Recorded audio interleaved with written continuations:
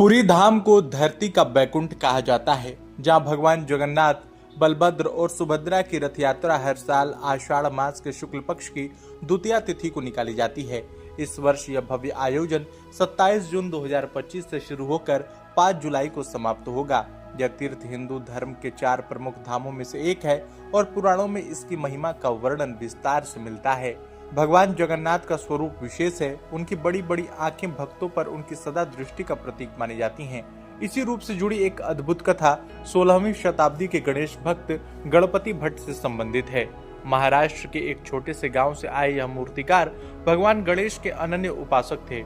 एक बार वे तीर्थ यात्रा पर निकले और पुरी पहुंचे, लेकिन उन्हें यहाँ गणेश जी का कोई मंदिर नहीं मिला। निराश होकर वे लौटने लगे। तभी रास्ते में एक रहस्यमय ब्राह्मण युवक मिला।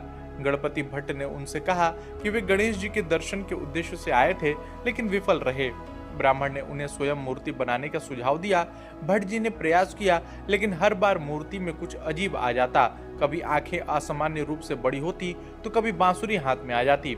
युवक ने उन्हें ध्यान लगाने को कहा।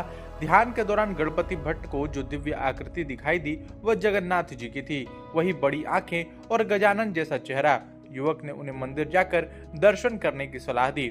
उस समय अनासरा काल चल रहा था, जब भगवान को स्नान के बाद विशेष वस्त्र पहनाए जाते हैं और उनका चेहरा हाथी के समान प्रतीत होता है। इसे गजानन वेश कहा जाता है।